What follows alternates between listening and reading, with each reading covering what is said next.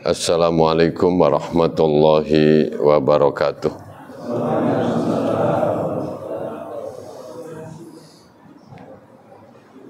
Alhamdulillahi rabbil alamin wa bi nasta'inu ala umurid dunya waddin. Wassalatu wassalamu ala asyrafil anbiya'i wal mursalin Sayyidina Muhammadin wa ala alihi wa ashabi ajma'in.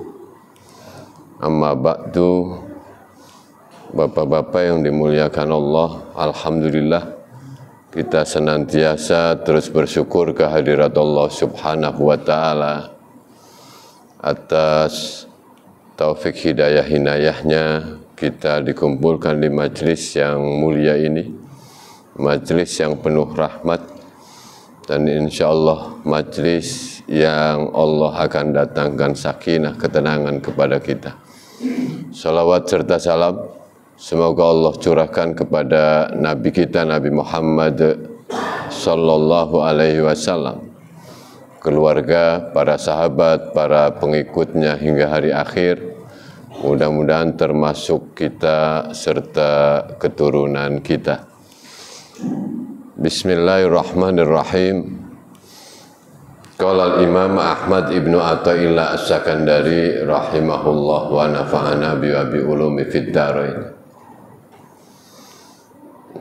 Alima qillatan nuhudil ibad ila muamalatih fa aujaba alaihim wujuda ta'atih fasaqahum ilaiha bisalasilil ijab ajiba rabbuka min qaumin yusakuna ilal jannah bisalasil. Allah Maha tahu sedikitnya semangat kita itu untuk bangkit, semangat hamba untuk bangkit dalam rangka taat, mendekat kepada Allah. Karena itu Allah wajibkan bagi mereka, bagi kita semua, taat kepada Allah.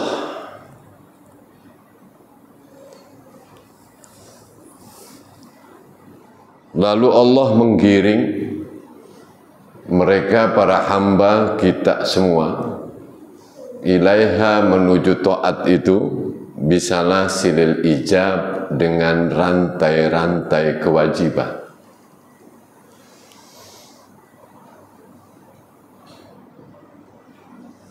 Tuhanmu heran, ada orang-orang yang digiring ke surga dengan rantai-rantai.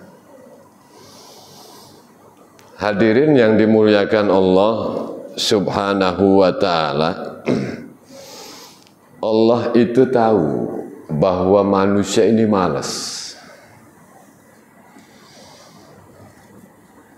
Allah itu tahu manusia ini sedikit sekali untuk bisa bangkit ibadah.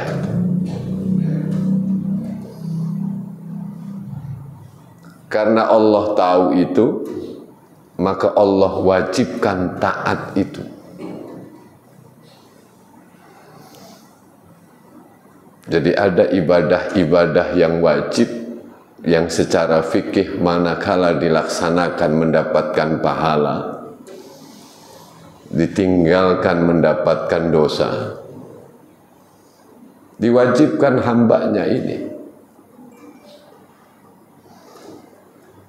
Kalau tidak diwajibkan, nyaris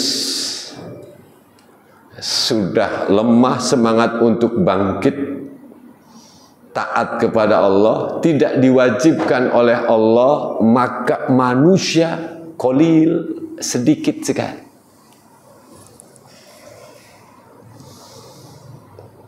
Contoh, sholat subuh itu tidak wajib misalnya, nyaris itu. Sedikit sekali orang yang mau sholat subuh, yang lainnya lanjut tidur. Kenapa? Karena tidak wajib. Diwajibkan sholat subuh sehingga orang ini dipaksa oleh Allah untuk taat.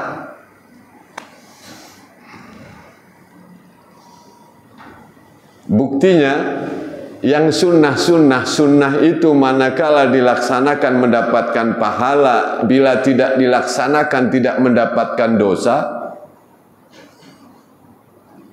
Qalil, sedikit sekali. Orang yang mengerjakannya, tahajud itu sunnah, sholat witir itu sunnah, sholat duha itu sunnah. Karena itu langka sekali orang yang melakukan sholat tahajud, witir, dan duha. Kenapa? Karena sunnah.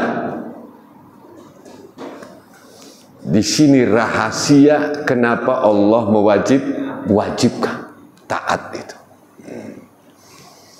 Betapa kebijaksanaan hikam Syekh Ibnu Athaillah sampai mengungkap begitu. Rahasia dibalik wajibnya ketaatan ternyata karena Allah tahu bahwa hamba-hambanya ini tidak semangat, kurang semangat untuk mendekat kepadanya, untuk taat. Maka diwajibkan ketaatan itu. Maksud saya sholat wajib, nanti ada zakat wajib, ada puasa Ramadan yang wajib. Insya Allah besok ya hari Sabtu orang hamba-hamba Allah melaksanakan puasa wajib, diwajibkan oleh Allah. Takut dia nanti saya mendapatkan murkanya Allah, nanti saya disiksa, nanti saya tidak mendapatkan surga. Kenapa? Karena melanggar yang wajib daripada ketaatan itu. Cek pada diri kita masing-masing. Andai kata sholat 5 waktu itu tidak diwajibkan, nyaris. Pada hikmah yang kemarin, qayadat ta'ah, Allah itu membatasi taat itu. Kalau Allah tidak batasi, nyaris orang tidak mau melakukan ketaatan, diantaranya sholat wajib itu. Silahkan, sholat ini tidak ada waktunya. Kapanpun bisa sholat. Orang itu dari 24 jam dia maka akan sholat nanti di ujung. Kenapa? Karena tidak dibatasi, dan saat ini Syekh Ibnu Athaillah menyatakan ini diwajibkan. Allah berfirman di dalam Al-Quran, la in syakartum la azidannakum wa la in kafartum inna azabi lasyadid. Jika kalian bersyukur maka aku akan tambah. Tapi sebaliknya jika kalian ingkar, azabku itu sangat pedih. Dan qalil min ibadiyas syakur, sedikit sekali dari hamba-hambaku yang bersyukur. Orang mendengar ayat ini lalu dia takut. Saya ini harus bersyukur. Kenapa? Kalau tidak bersyukur, maka saya akan diazab oleh Allah, dan azab Allah itu sangat pedih. Sampai diancam-ancam begitu. Ini sebenarnya bicara tentang kelompok awamul muslimin, kebanyakan orang-orang Islam. Ada lagi ayat Al-Quran yang menyatakan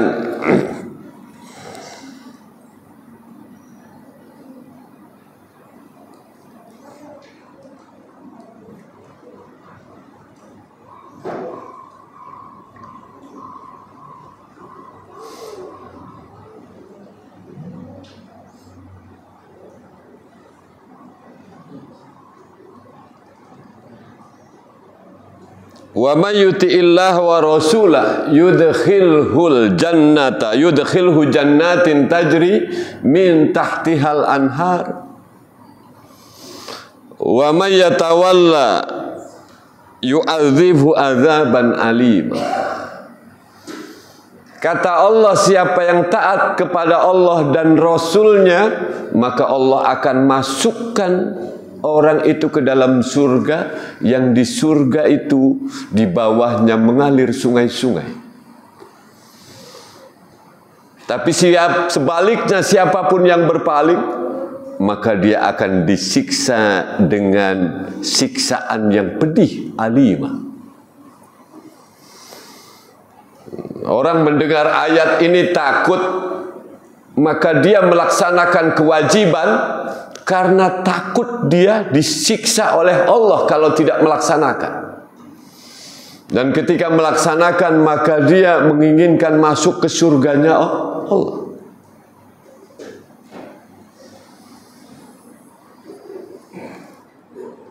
Wallahu yad'u ila daris salam wa yahdi man yasha ila siratim mustaqim.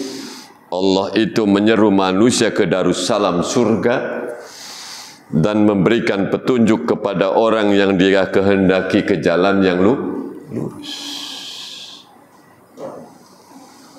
Allah ini ngajak kita ke surga. Allah berikan jalan yang lurus terhadap siapapun yang Allah kehendaki. Dengan cara apa? Allah mewajibkan ketaatan itu. Ya ayyuhalladzina amanu kutiba alaikumussyiyam kama kutiba alal ladzina min qablikum la'allakum tattaqun. Wahai orang-orang yang beriman, diwajibkan atas kalian berpuasa sebagaimana diwajibkan atas orang-orang sebelum kamu, la'allakum tattaqun, agar kalian semua menjadi orang yang bertakwa. Diwajibkan oleh Allah agar takwa. Bisalah silil ijab, dengan rantai-rantai kewajiban. Ini di dalam syarah kitabnya seperti rantai tahanan yang membelenggu. Maka orang itu akan nurut. Ketika Allah mewajibkan, ini seperti rantai. Bagi kalangan umum, merasa berat dia. Kalau bukan wajib, saya tidak mau melaksanakan ketaatan ini. Kenapa tidak mau melaksanakan ketaatan? Karena tidak wajib. Kalau tidak wajib, maka tidak ada ancaman. Meskipun meninggalkannya. Tapi karena ini wajib, saya kalau tidak melakukan ini, nanti saya siksa di alam kuburnya. Jadi butuh takhwif, tanzir, menakut-nakuti dan memberikan peringatan terhadap kelompok ini. Kelompok orang-orang yang seperti ini. Fasaqahum ilaiha bisalasilil ijab. Jadi Allah halau mereka agar mau taat. Dengan cara apa? Bisalasilil ijab, dengan rantai-rantai diwajibkannya ketaatan itu. Pakai salasil, rantai-rantai. Kalau tidak ada kewajiban, maka dia leluasa seperti orang yang tidak dirantai. Tapi ketika ada kewajiban, maka dia begitu maha taunya Allah subhanahu wa ta'ala terhadap hamba-hambanya yang kurang bangkit semangat, nahdohnya kurang untuk taat kepada Allah. Ajiba rabbuka min qaumin yusakuna ilal jannah bisalasil. Taat itu akan memasukkan ke surga.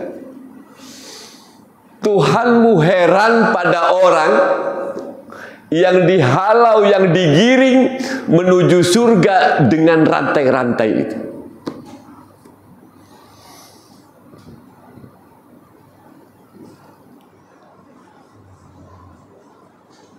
kita diwajibkan taat itu, dengan taat nanti kita akan masuk surga. Allah harus menyatakan wajib.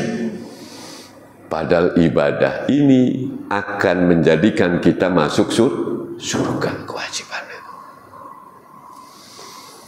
Puasa kewajiban. Muttaqin agar bertakwa. Allah nyatakan di dalam Al-Quran, innal muttaqina fi jannati wa uyun. Sesungguhnya orang-orang yang bertakwa berada di dalam taman-taman surga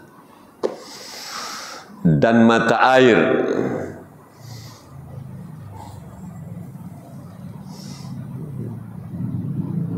Jadi Allah heran, ada beberapa hambanya yang digiring ke surga dengan berbagai macam rantai, dengan berbagai macam kewajiban. Ibadah ini wajib, maka dia segera lakukan. Kata Syekh Ibnu Athaillah, heran Allah itu. Ada hadisnya. Kalau dalam hadis itu ajiballah. Jadi Allah heran terhadap sekelompok manusia yang digiring ke surga dengan rantai-rantai.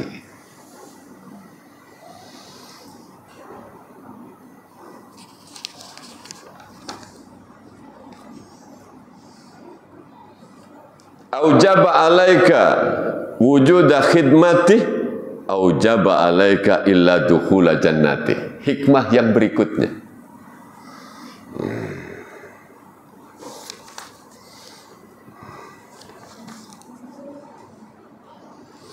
Allah mewajibkan atasmu untuk berkhidmat, taat kepada Allah. Dan Allah tidak wajibkan padamu kecuali untuk masuk ke surganya Allah. Jadi sebenarnya ketika diwajibkan, ini masuk ke surga. Lagi wajib saja orang kemudian betul-betul menjadi beban. Ramadan besok menjadi beban bagi beberapa kalangan, kelompok-kelompok manusia. Kalau bukan wajib, maka saya tidak mau melaksanakan. Padahal ketika diwajibkan, Allah menghendaki agar kamu masuk ke dalam surganya.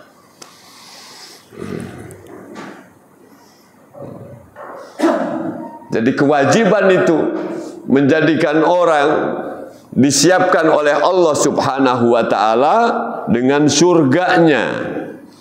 Surganya Allah Subhanahu wa ta'ala.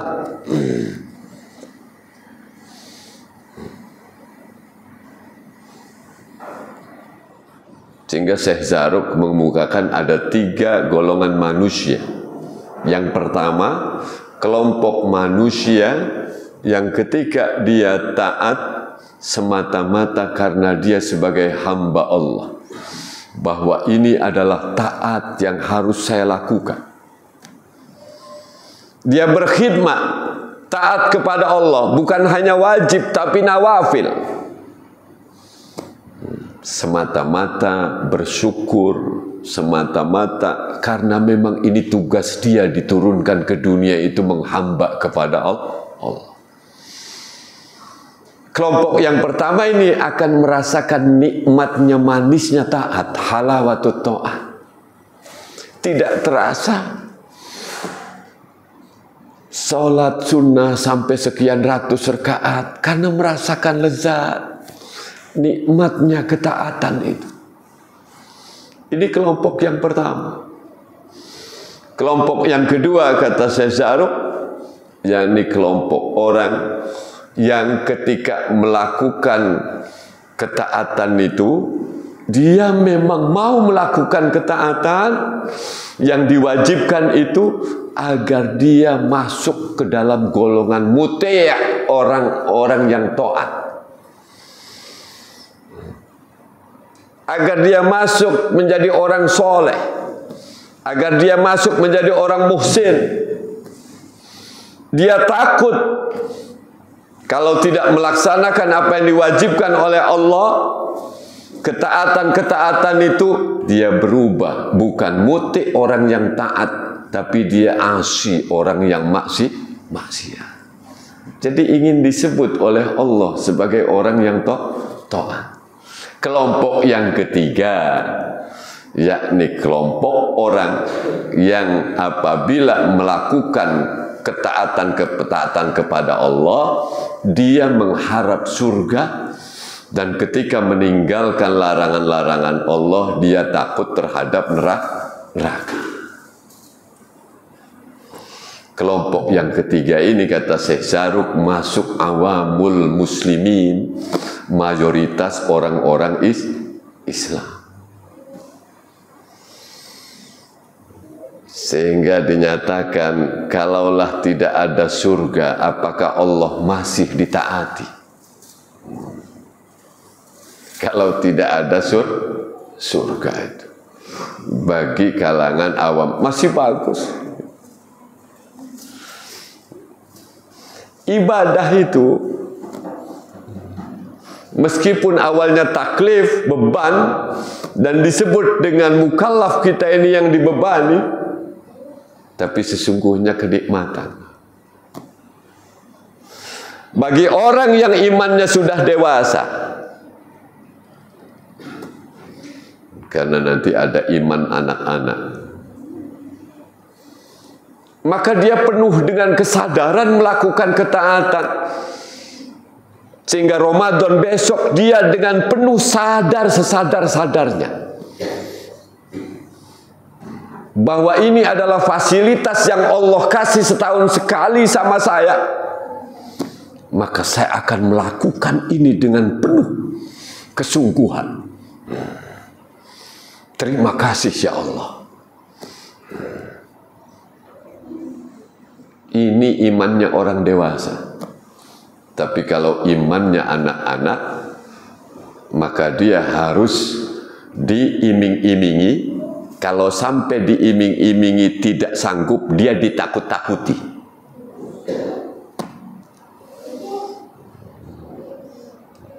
Coba pikirkan, bandingkan antara anak dengan orang dewasa yang sakit. Orang dewasa sakit, nyari rumah sakit sendiri, nyari obat. Kenapa? Untuk mengobati penyakitnya. Tapi anak sudah diimingi nanti dikasih uang, dia tetap tidak mau minum obat itu. Padahal obat itu syariatnya Allah titipkan kesembuhan Allah yang menyembuhkan. Kalau dia tidak ditakut-takuti, maka dia tidak mau minum obat. Awas, kalau sampai enggak minum obat ini maka tidak dikasih makan. Wah, disiksa. Bandingkan, kalau sampai kita besok melakukan ketaatan Ramadan seperti anak-anak yang terasa berat sekali.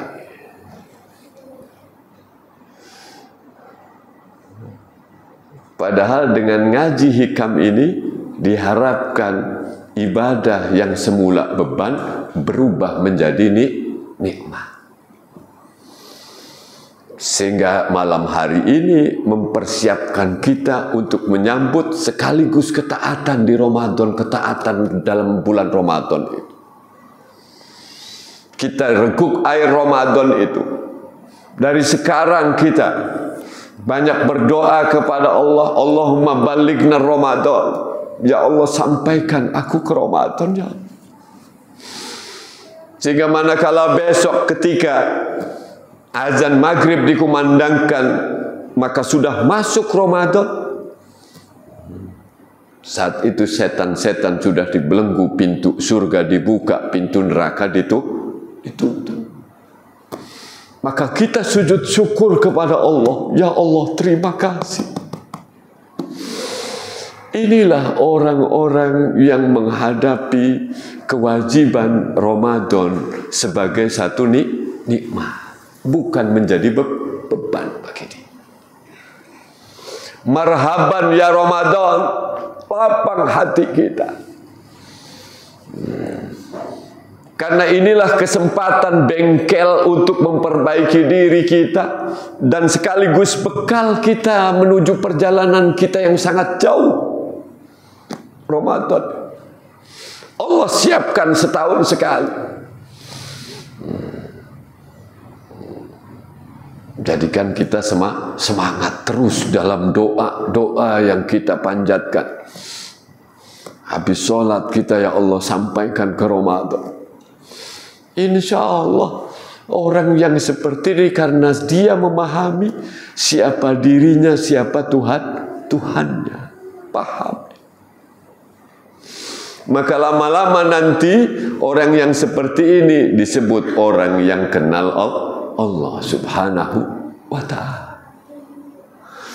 Orang yang kenal Allah nanti dia cinta kepada Allah. Ketika cinta kepada Allah, maka seluruh ketaatan itu dilakukan semata-mata cintanya, memenuhi yang dicintainya. Bukan pecinta yang sejati, manakala ketika dia melakukan ketaatan kepada Allah masih mengharap dirinya. Itu bukan pecinta sejati. Mahasiswa kaget. Tadi saya tanya, Anda cinta sama orang tua Anda? Cinta, Pak. Lalu ketika Anda cinta sama orang tua, apakah Anda ingin dicintai? Iya, Pak. Itu bukan pecinta sejati. Pecinta sejati tidak melihat dirinya. Dia tenggelam dengan yang dicintainya. Tadi ada kepentingan barter. Saya mencintai orang tua agar saya dicintai.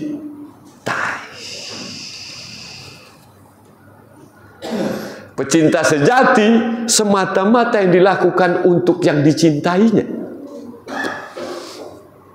Ramadan adalah ibadah yang diwajibkan oleh Allah yang dicintai. Maka ketika kita melakukan, kita maksimal optimal. Demi zat Allah yang saya cintai. Ketika hati berbicara, maka yang berat jadi mudah.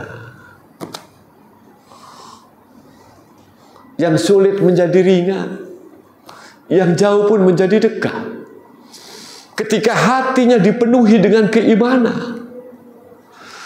Kan itu yang dipanggil itu ya ayyuhalladzina aman. Dan ciri keimanan orang tercermin dalam ucapannya, dalam sikapnya. Rasul menyatakan man kana yu'minu billahi wal yaumil akhir falyakul khairan aw liyasmut. Siapa yang hatinya iman kepada Allah dan hari akhir, maka pasti dia berkata baik atau diam. Saya sudah iman, Pak, kepada Allah, tapi omongan saya masih kasar. Imannya harus terus dengan cara taklim ngaji lalu diamalkan. Imannya belum. Kenapa? Karena sikap, ucapan, tindakan itu cermin wadah hati kita ini. Sehingga Sayyidina Ali pernah menyatakan, siapapun yang berbicara, maka saya tahu siapa dia saat itu. Sayyidina Ali mampu menebak pribadi orang yang berbicara saat orang itu berbicara. Kenapa? Karena bicara itu cermin dari pribadi orang itu. Tapi kalau dia diam, kata Sayyidina Ali, saya akan tahu pribadi dia satu hari itu, bukan saat itu. Ini yang disebut dengan akhlak. Inilah spiritualitas. Kalau orang hatinya tidak penuh keimanan, berat melaksanakan ketaatan kepada Allah. Ngaji ini dalam rangka kita mensuburkan keimanan kita, sehingga diolah apa yang sudah kita kaji. Mudah-mudahan besok menghadapi Ramadan, ya Allah, ini Ramadan yang terbaik dalam hidup saya. Minta sama Allah, niat kita bukan hanya seperti yang kita niatkan, tapi seperti niat hamba-hambamu yang kau beri nikmat itu, ya Allah. Saya niat puasa besok, puasa Ramadan, semata-mata karenamu, ya Allah. Mudah-mudahan niat saya juga ini adalah saya ikutkan niat seperti hamba-hambamu yang soleh yang terdahulu.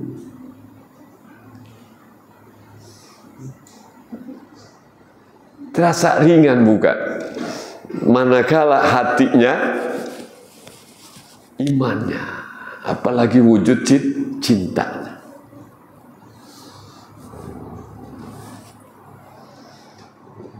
Karena bagi orang-orang yang sibuk dengan dunia, yang memperturutkan hawa nafsu, taat itu berat. Kalau tidak diwajibkan, dia tidak mau melaksanakan taat. Dan Allah tahu itu, maka Allah wajibkan taat bagi orang-orang seperti ini. Dan kita agar naik, karena kita sudah ngaji terus. Sehingga besok Ramadan bukan karena diwajibkan oleh Allah, tapi karena ini adalah satu kebutuhan. Tidak mungkin Allah ngasih setahun sekali ibadah Ramadan pada saya kalau ini bukan kebutuhan bagi saya. Inilah bengkel perbaikan bagi diri saya. Memperbaiki yang kurang, yang salah. Maka pada saat Ramadan itu, insya Allah mata hati kita musyahadah, selalu menyaksikan Karena itu ada kholwah, ada uzlah. Kholwah itu menyepi, kalau uzlah itu menyendiri. Menyepi tidak selalu menyendiri. Karena ada kholwah fil jalwah, menyepi dalam keramaian. Orang hiruk pikuk, hati mereka dengan dunia bareng bersama. Betapa ada orang yang hatinya tertuju kepada Allah, menyepi dalam keramaian. Tapi kalau uzlah itu menyendiri. Dan ini butuh kita nanti menyendiri, artinya di masjid sebelum orang lain datang, kita sudah datang duluan. Kita tafakur akan dosa-dosa yang kita lakukan, bukan nanti sejak saat ini atau di rumah ketika kita tidak ada siapa-siapa, kita menyendiri uzlah. Ini obat terhadap hati, karena dia dialog dengan dirinya sendiri, self talk, tafakur, apa yang sudah saya lakukan. Ramadan besok mau datang, padahal Allah ngasih bekal Ramadan itu untuk perjalanan, dan saya dikasih umur yang panjang masuk Ramadan ini. Kenapa saya tidak dari sekarang senangnya, bahagianya? Kenapa saya tidak bangga, tidak bahagia ketika pintu surga dibuka? Artinya kebaikan mengalir dengan deras. Pintu surga ditutup, pintu neraka ditutup. Artinya kemaksiatan itu terhalang. Setan-setan terbelenggu, dibelenggu. Karena saat itu orang yang melakukan kebaikan itu begitu deras sehingga setan merasa terbelenggu. Karena inilah bulan di mana ketaatan diobral dengan diskon, dengan hadiah yang banyak sekali. Kita rekuk itu. Kita sampai nangis sujud syukur sama Allah. Besok ketika azan maghrib dikumandangkan, karena saat itu sudah memasuki bulan Ramadan, kita langsung sujud syukur sama Allah. Terima kasih ya Allah. Inilah doa yang saya minta tahun lalu. Ketika kita menyesal, dan penyesalan itu ada di akhir. Saya tanya pada saat Ramadan kemarin, di akhir-akhir Ramadan, kita bicara nggak dengan diri sendiri bahwa Ramadan ini banyak hal-hal yang terabaikan? Pasti dan pasti.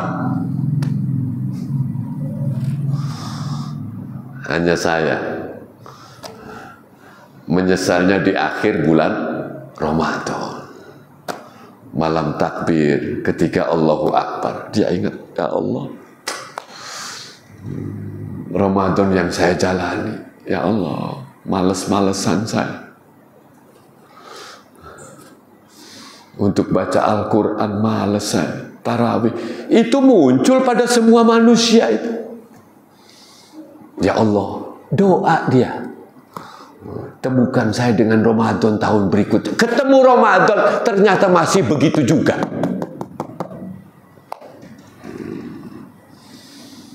Ini namanya penyesalan yang palsu.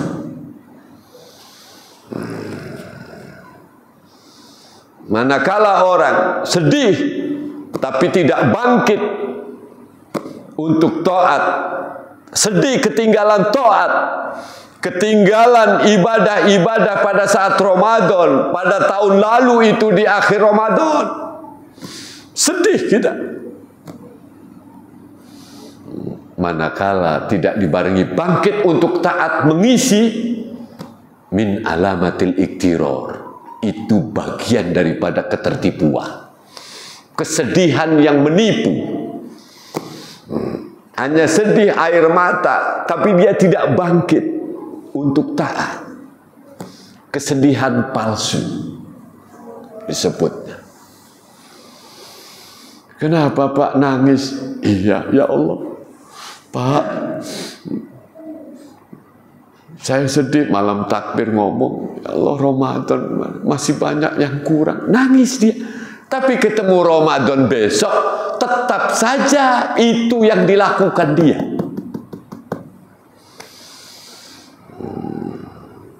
Ad-Darani menyatakan, laisal buka bi ta'siril uyun.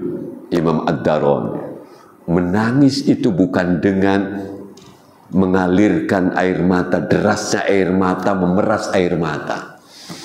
Walakinnal buka, tetapi menangis yang sejati itu antatrukol amrol ladzi tabki alaihi. Kamu meninggalkan hal yang membuatmu menangis. Kalau tahun lalu kita menangis karena ketinggalan taat, tarawih tidak semangat, males-malesan, sholat sunnah kurang, baca Al-Quran jangankan khatam. Kalau kamu menangis karena itu, maka tinggalkan penyebab kamu menangis itu. Itu namanya tangisan sejati. Saya menangis karena kemarin saya baca Al-Quran cuma segini, besok saya baca Al-Quran optimal. Berarti ini tangisan yang sejati, menyesal yang sejati. Jangan seperti saudaranya Nabi Yusuf itu, nangis tapi ternyata menipu bapaknya. Cerita tentang Nabi Yusuf nangis. Kenapa adikmu dimakan serigala? Padahal bohong. Nangis di depan bapaknya. Hati-hati, jangan sampai diri kita punya tangisan palsu. Sehingga kita bertekad dari sekarang, ingatlah apa yang dulu kita sesali waktu akhir Ramadan tahun lalu. Dan doa dipanjatkan mudah-mudahan ketemu dengan Ramadan tahun depan. Maksudnya tahun ini. Aminnya sih kuat, tapi ternyata tidak action. Itu namanya kepalsuan. Itu namanya angan-angan. Karena berharap yang benar, ar-roja ma qoronohu amal wa illa fa'udniyah, kata Syekh Ibnu Athaillah dalam hikamnya. Harap itu dibarengi dengan action, amal, tindakan. Kalau tanpa tindakan, umniyah, angan-angan kosong, lamunan.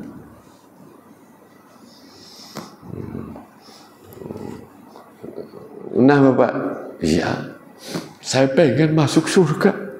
Betapa surga itu, saya takut neraka, apalagi cerita-cerita. Waduh, nanti sudah masuk baru liang kubur saja, siksaan Allah pedih. Seperti yang saya baca di buku-buku komik itu. Waduh, saya ngeri. Aduh, tapi tidak bangkit untuk toh. Itu ngelamun. Karena itu, hadirin yang dimuliakan Allah Subhanahu wa ta'ala, bagaimana Allah kasih besok nikmat, kita syukuri. Nikmat ketemu dengan bulan Ramadan. Dan olah ilmu agar menyuburkan keimanan kita. Sehingga dari maghrib kita sudah berkibar optimal apa yang saya lakukan. Ketaatan apa yang saya lakukan. Setelah sholat wajib, lalu sholat sunnah, ba'diyah, kita baca Al-Quran, kita zikir, mempersiapkan diri untuk sholat tarawih. Sholat tarawih semangat kita, ya Allah. Kalau dulu males-malesan, bahkan kalau perlu di barisan yang dekat dengan tiang, agar kemudian bisa nyender. Ingat semua kita yang melakukan, maka kemudian kita, wong pernah saya sesali, karena pernah saya sesali, maka saya tidak mau menyesal lagi di akhir Ramadan. Meskipun tetap nanti ada, tapi penyesalan itu tidak seperti penyesalan tahun kemarin. Kita kata mendekat. Isi kita dengan baca Al-Quran, kita sedekah baik sama orang, zikir, iksaru, zikrillah, banyak zikir, ingat Allah, sehingga hati kita terjaga terus. Terhindar dari maksiat kita. Insya Allah, mudah-mudahan kalau bisa kita malam harinya kita bisa ngaji bareng, misalnya kita tafsir apa-apa ya, bisa tafsir surat-surat pendek. Karena yang namanya tadarus itu tidak harus baca Al-Quran di speaker itu. Kita bisa baca Al-Quran bareng, lalu nanti kita ada terjemahan, dan masing-masing kita bisa mengingat terjemahannya itu nanti dimaknai. Sehingga kita isi full. Ini harus tidurnya 6 jam, 8 jam, kayak anak-anak aja. Tidur sampai 8, menurut kesehatan, Pak. Menurut kesehatan. Itu mah tidurnya anak-anak keblok gitu ya. Kayak itu baca nanti ada akhir surat Al-Kahfi itu. Nanti pengen bangun jam sekian, baca 2 ayat terakhir surat Al-Kahfi itu. Insya Allah mudah-mudahan Allah kasih bangun. Jadi ada wirid begitu. Nanti dilihat ya di akhir surat Kahfi itu. Sehingga kita sebelum istri kita bangun untuk masak sahur, maka kemudian kita sudah bangun dulu. Dan kalau hati yang berbicara tidak ada rasa lelah. Tapi kalau fisik yang bergerak, capek. Capek sekali jadi beban. Saya teringat di salah satu buku, ada seorang ibu yang punya anak jutek, anak perempuan. Pas dia waktunya mau nikah, ibunya kewalahan. Nah, nanti senyumnya sama orang. Ini tamunya bukan 100, 200, tapi ini nyampe 1000-an. Anak ini biasa jutek. Jadi mulutnya itu nggak enak dilihat wajahnya. Pada saat di pelaminan, dia ingat perintah ibunya. 10 masih kuat dia. 20 masih kuat, 30 masih kuat, sampai 50 masih kuat. Insya Allah 50 lebih sudah nggak kuat. Apalagi nyampe 100. Kenapa? Senyumnya dengan mulutnya, bukan dengan hatinya. Senam mulut saja. Tapi kalau orang yang senyum dengan hatinya, mau berapa ribu orang pun, dia selalu Rasul tabassam, tersenyum. Cuma jangan senyum sendiri ya, nanti mentang-mentang begini senyum nggak ada orang. Zaman sekarang banyak orang gila karena pegang HP senyum sendiri gitu ya, padahal nggak ada temennya. Hadirin yang dimuliakan Allah Subhanahu wa Ta'ala, jadi kita ingat Allah Subhanahu wa Ta'ala maha sayang sama kita, maha sangat tahu. Sampai pertama mewajibkan, kita ingin naik ke level di atas kewajiban ya Allah. Sehingga ibadah ini, Ramadan ini tidak menjadi beban, tapi Ramadan ini menjadi kenikmatan bagi saya. Rubah cara pandangnya, maka kita nanti cara menyikapinya kita akan berubah. Rubah hati kita dengan keimanan seperti itu. Terima kasih, syukur Allah yang telah memberikan nikmat-nikmatnya yang tiada terhingga, tidak pernah berhenti, dan nikmat-nikmatnya tidak terhitung. Inilah ya Allah, waktunya kami bersyukur kepada Engkau. Sejak saat ini dan ketika Ramadan tiba, saya bersyukur kepada Engkau ya Allah. Terima kasih. Muncul ya, cuma jangan gidek-gidek begini ya, nanti di depan umum repot. Nggak usah muncul kayak begitu. Yang penting senang hatinya. Insya Allah mukanya juga nanti kelihatan. Tapi kalau mukanya pada musem semua, nanti kelihatan ini muka yang kalau tidak wajib ini, maka saya tidak mau puasa ini, karena puasa ini sudah mengganggu makan siang saya, kegiatan saya, sehingga saya jadi agak lemes sekarang gara-gara puasa. Awas ya. Yang melakukan ketaatan pun bukan sekedar kewajiban, jangan sampai merasa berjasa kepada Allah Subhanahu wa Ta'ala. Allah mewajibkan kepada kita, bukan kepentingan Allah. Sehingga ketika kita taat, jangan sampai idlal namanya, punya jasa sama Allah. Cirinya apa? Orang yang seperti ini, khawatir kita masuk yang kedua ini. Cirinya apa? Cirinya ketika kita taat, lalu kena musibah, kita protes sama Allah. Padahal saya sudah rajin ya Allah, tapi masih kena musibah. Jadi seolah-olah saya sudah berjasa ya Allah, melaksanakan taat, saya rajin, tapi kenapa saya masih dikasih musibah? Itu bisa hancur amalnya itu. Dan ini kebanyakan orang juga seperti itu. Ketika rajin taat, lalu dia kena musibah. Banyak orang yang pensiun bahkan gara-gara tidak tahu ilmunya. Taat, tapi musibah datang. Sudahlah, sekarang saya tidak rajin lagi. Nah, ada orang yang kayak begitu. Kita jangan sampai idlal. Yang seperti itu. Jadi di hadapan Allah kita merasa berjasa. Allah mewajibkan bukan untuk kepentingan Allah.